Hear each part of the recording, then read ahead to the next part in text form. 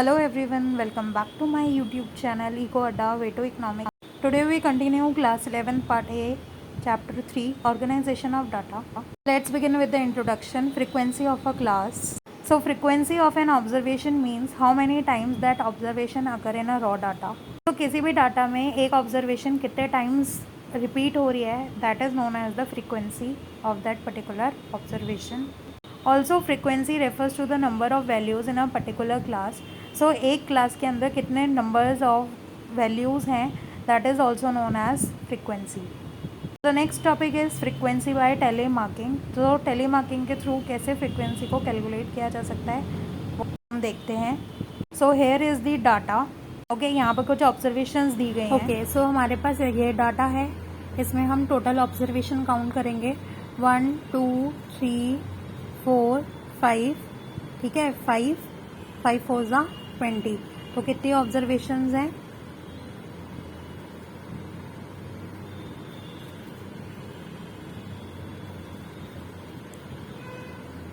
तो total observations कितनी हैं? 20 है.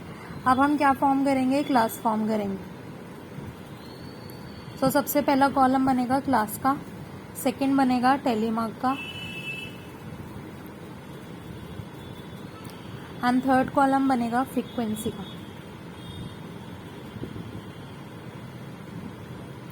ओके, अब हम इसको मार्क करना स्टार्ट करेंगे. पहले हम क्लास बनाएंगे. क्लासेस जो हैं 0 to 10, 10 to 20, 20 का गैप ले लेते हैं हम, मिड पॉइंट 10 का गैप ले लेते हैं. 20 to 30, 30 to 40, 40 to 50 and last 50 to 60. ठीक है, हमने क्या ऑब्जर्व किया है कि 8 जो है वो सबसे स्मॉलेस्ट है. ठीक है, और जो सबसे बिगेस्ट है, जो सबसे लार्जेस्ट नंबर है वो है 56. अब हम टैली करना स्टार्ट करेंगे, टैली मार्क लगाना स्टार्ट करेंगे. सो 10 किसके अंदर इंक्लूड होगा? हमने अभी पढ़ा था कि जो 10 होता है, हम लोअर लिमिट जो होती है वो हम उसको हम इंक्लूड करेंगे, और जो ग्रेटर वैल्यू है एक पर्टिकुलर इंटरवल की हम उसको एक्सक्लूड करेंगे, यानी कि 10 जो है वो नेक्स्ट वाले इंटरवल में लाई करेगा. सो ये 10 जो है वो हम कहाँ पर मार्क करेंगे? इस वाले में. ओके, अब हम मार्क करते जाएंगे. 15 10 to 20 में लाई करेगा. 50 to 60 में लाई करेगा. 24 20 एंड 30 के बीच में लाई करेगा. 33 30 एंड 40 के बीच में. 21 20 और 30 के बीच में. नेक्स्ट है 15 लाई करेगा 10 to 20 में. नेक्स्ट 42 40 50 में. 19 10 20 में. 35 30 40 में. 27 20 और 30 में. 35 30 एंड 40 में. 46 40 एंड 50 में. 31 30 और 40 में. 23 20 एंड 30 में. 32 30 एंड 40 में. अब देखिए यहाँ पर 4 के बाद हम क्या करते हैं? पैक ऑफ 5 बनाते हैं. पैक ऑफ 5 बनाने के लिए हम डायगोनली टेलीमार्क को ड्रॉ करते हैं. ओके, सो ये पैक ऑफ 5 हो गया.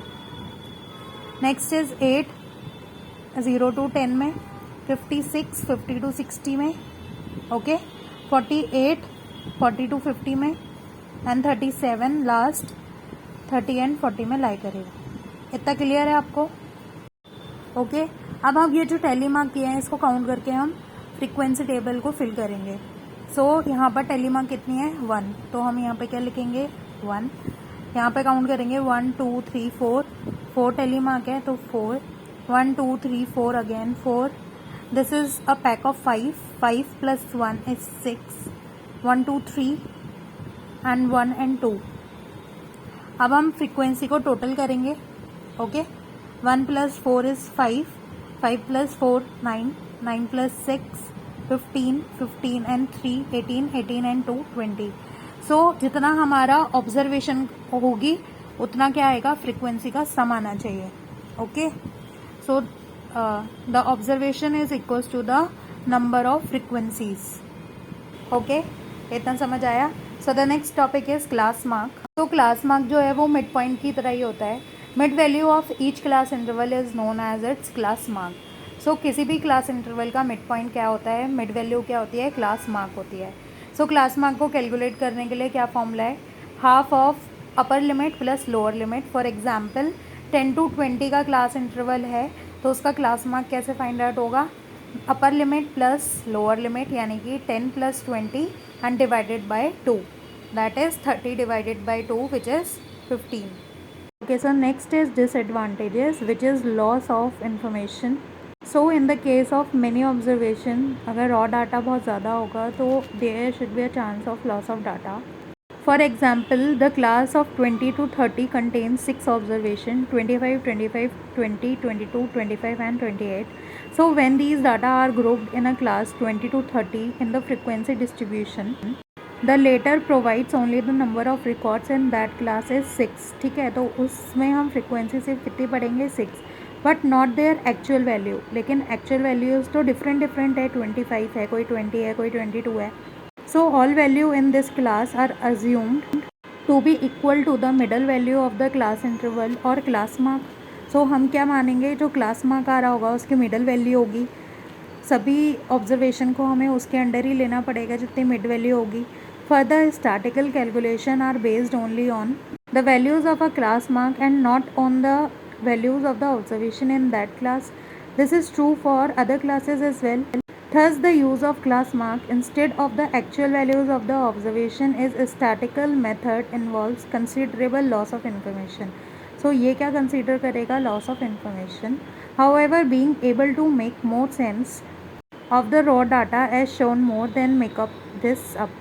Okay, so इस वीडियो में इतना ही. I hope you are clear with the topic frequency. So thank you so much for watching this video. Also comment down if you have any query regarding this video. And if you like the content, please like, share and subscribe to this channel. And don't forget to press the bell icon to get the notification of the upcoming videos. And make sure कि आप अपने reviews comment box में ज़रूर लिखें. See you in the next video.